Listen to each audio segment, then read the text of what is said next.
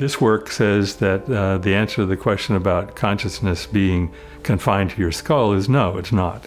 There is a kind of presence of mind and consciousness in the world.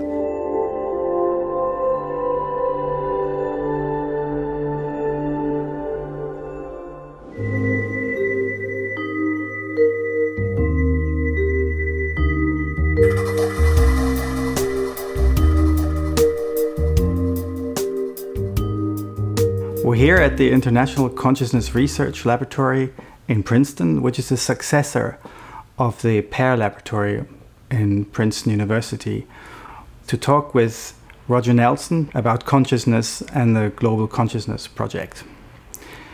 Can you tell us how the project began and whose idea was it?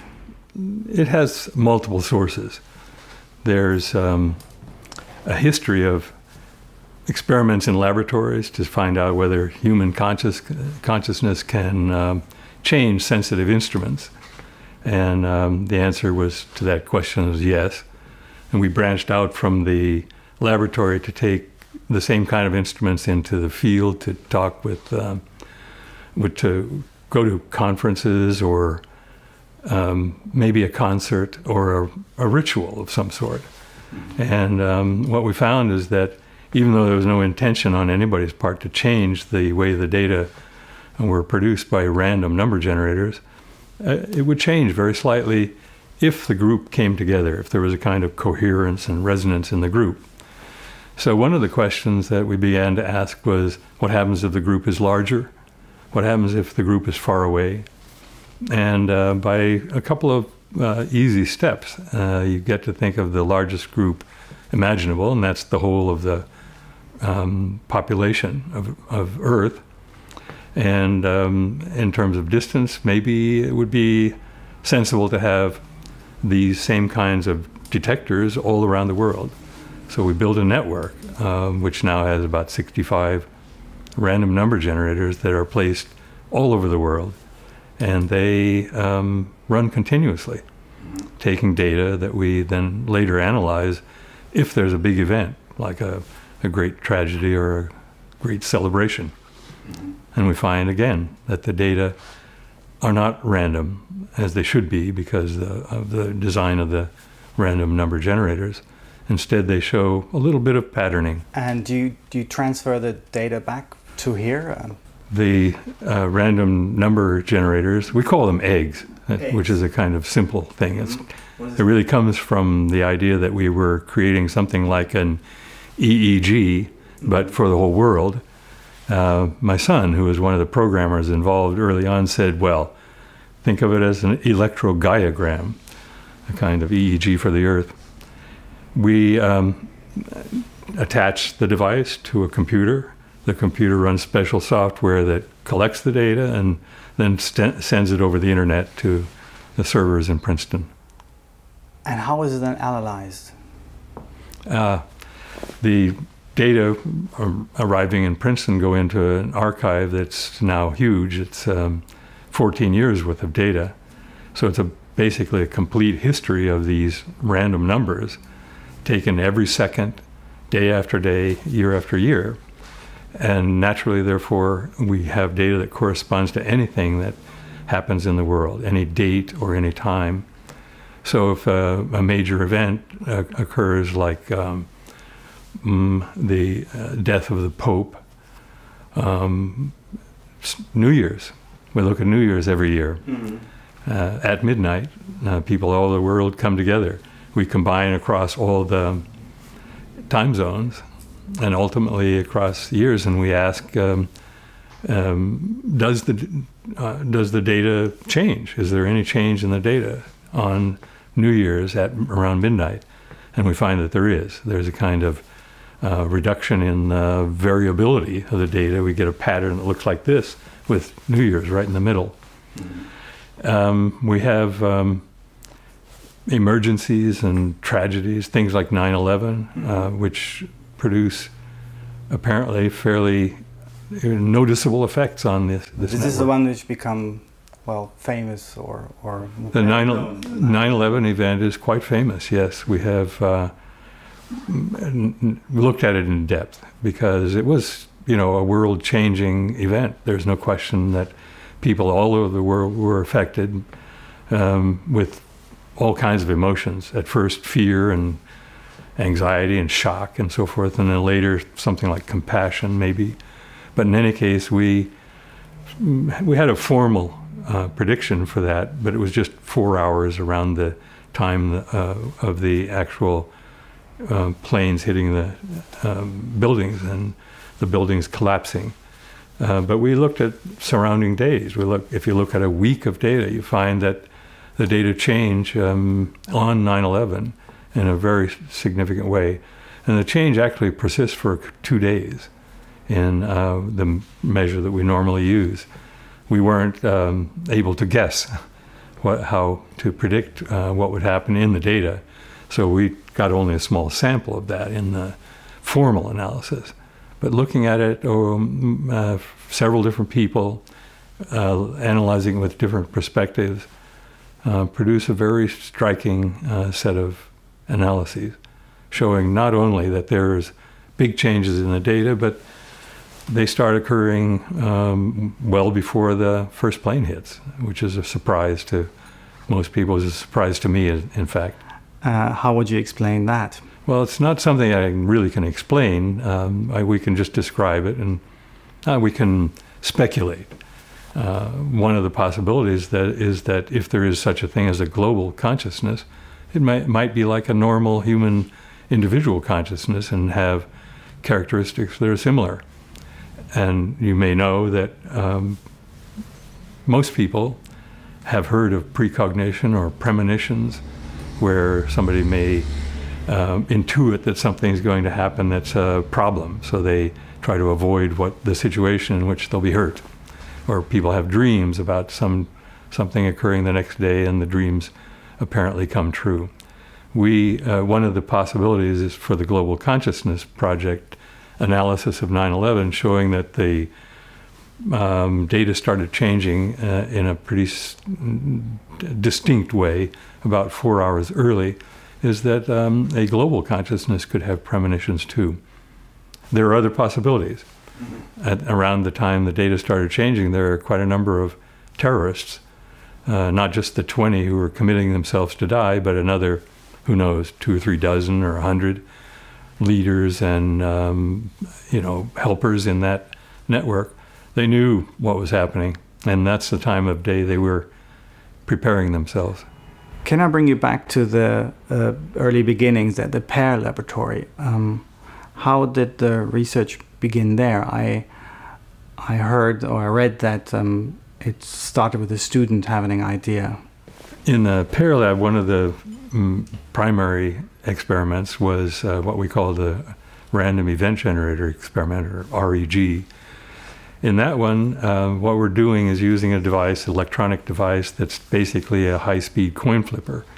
It's producing thousands of coin flips, and we would take 200 coin flips and ask people to try to get the average for those trials that are happening every second to be higher than 100 or lower than 100 in 2 different conditions.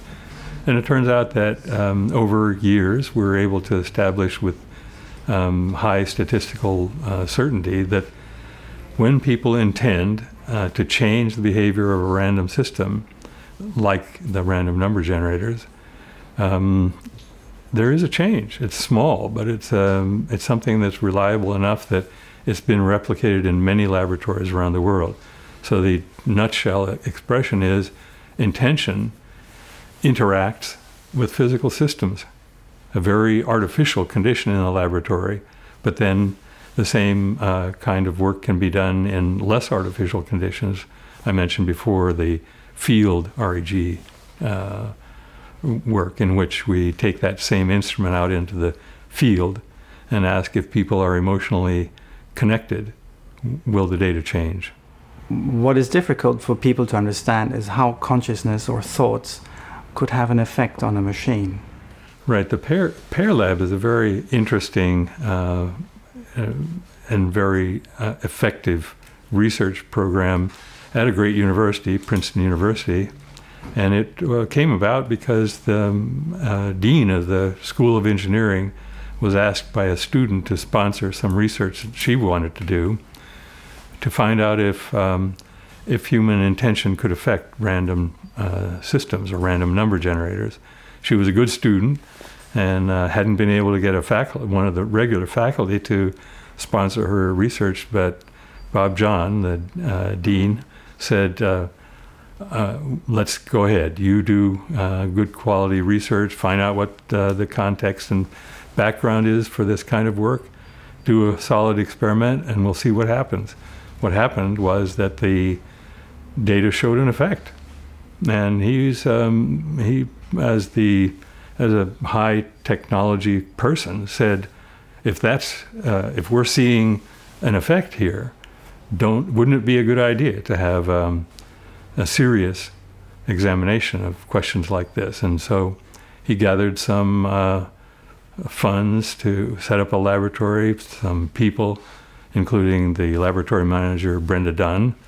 Was this funded privately? Yes, it was privately funded by, for example, the McDonnell Foundation, which was created by James McDonnell, who started the McDonnell Aircraft Corporation. So he had been interested as a young person in these kinds of questions, and as a person building fighter planes in the cockpit of which there might be strong emotions on occasion, he thought it was sensible to do a serious examination of the possibility that such like powerful emotions of fear or anger, or for that matter joy, might change the way the cockpit full of potentially highly sensitive electronics might work. The commonly accepted view nowadays is that our consciousness and our thoughts are confined to our brains and our bodies. What are the implications of your work for the understanding of us as human beings and our view of the world? The work that we do is a little bit outside the mainstream. Maybe that's an understatement. It's, on the other hand, potentially just extremely important because it points to facts about human consciousness that need to be given some attention. In particular, a lot of people think that consciousness is just a kind of epiphenomenon. The brain is pulsing and you have consciousness. And other people believe that there is nothing, nothing but, kind of a physical world. But if there is such a thing as consciousness, it's going to be stuck inside my head and really just the brain wiggling or something like that. So this work says that the answer to the question about consciousness being confined to your skull is no, it's not. There is a kind of presence of mind and consciousness in the world. Otherwise, if it weren't so, these devices, which are just an electronic random coin flipper sitting on a table, it would just go on being random. But because a person comes with intention, is now interacting with it, you might say, we can understand that the interaction is real, that there's something that transpires between the human mind or consciousness and that device sitting on the table that shows rather clearly consciousness is extending out into the world. Are there any signs that the results from your research are contributing to us changing our view of consciousness and the world? It's a very interesting question to ask, whether there's been any progress, you might say, in having acceptance of this kind of work or having it produce anything of value in the world. And I think the answer to that is yes, but it's slow. There are more and more people in the great public, for sure, who are interested in these kinds of things, who believe that it's important for us to understand things like what's the effect of prayer? What does meditation really do? What is the meaning of love between people? what happens when you have a great meeting, when a whole bunch of people get together and they, afterwards, they look back and they say, wow, that was powerful. They didn't notice it at the time. Why? Because they were integrated as a group. So I think we're beginning to show that human consciousness is not only not confined to your skull, but it's interactive. If two people fall in love, their two consciousnesses, their emotional sets, interact with each other to produce something new, which is the couple. Neither of them is ever the same. And they have created something that didn't exist prior to that. Same thing with groups. When groups come together, driven perhaps by events out externally, or maybe come together to do a peace meditation to try to save the future for our children from yet more destruction. I think they create something. I think that the work is gradually spreading so that more and more people believe that what they believe or what they wish for is more likely to come into being than if they hadn't wished for it. That's not a very powerful statement on one level, but on another, it's definitive. What human consciousness may be about is creating something new in the world. Why did you call it Global Consciousness Project? And what is global consciousness? At first, we didn't have a name. Then we called it the Egg Project for a while, referring to the idea of an electrodiagram.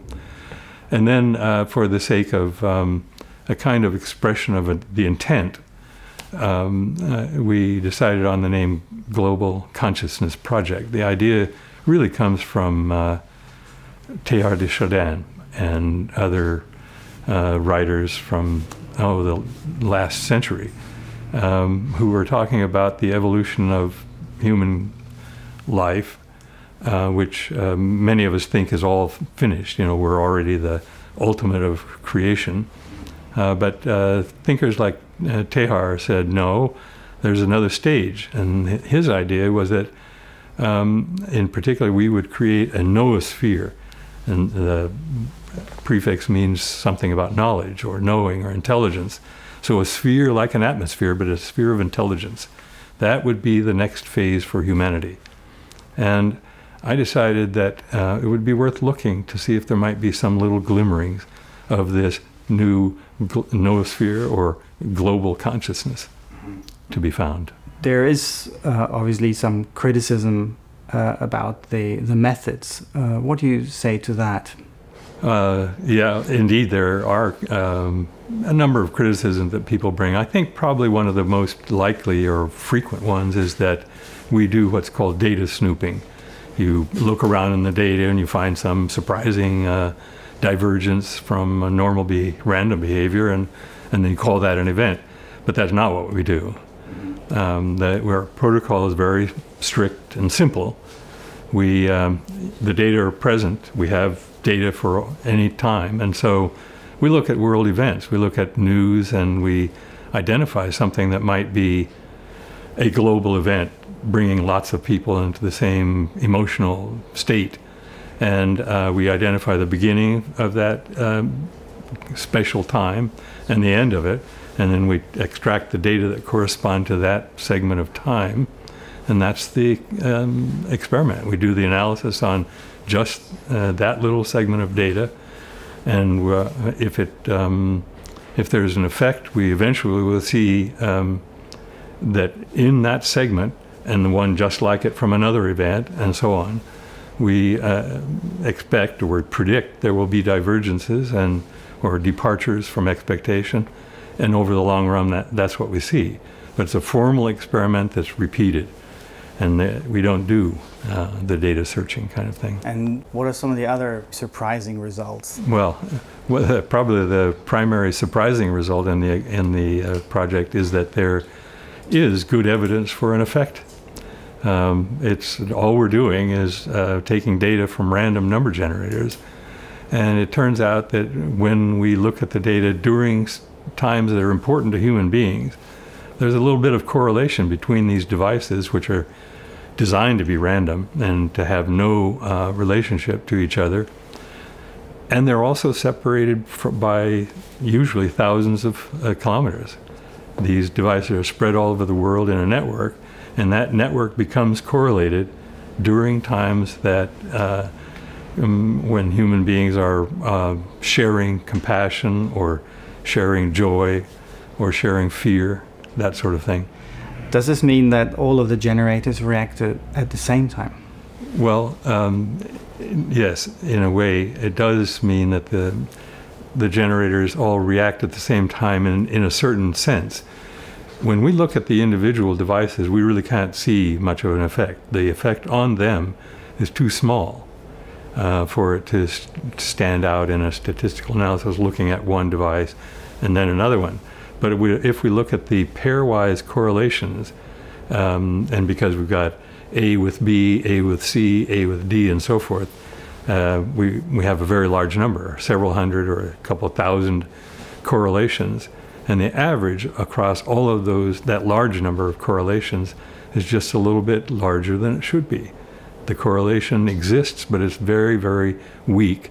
It does imply that whatever it is in the world that's causing some effect is affecting all of the devices. Some are reacting one way, some another way, but the tendency is for them to react together. What other events show the reaction? Well, we've done about 400 of them, and there are a number of different categories. For example, terrorist attacks, not all of them of the magnitude of 9/11, but things like the bombing of the Golden Mosque in Baghdad.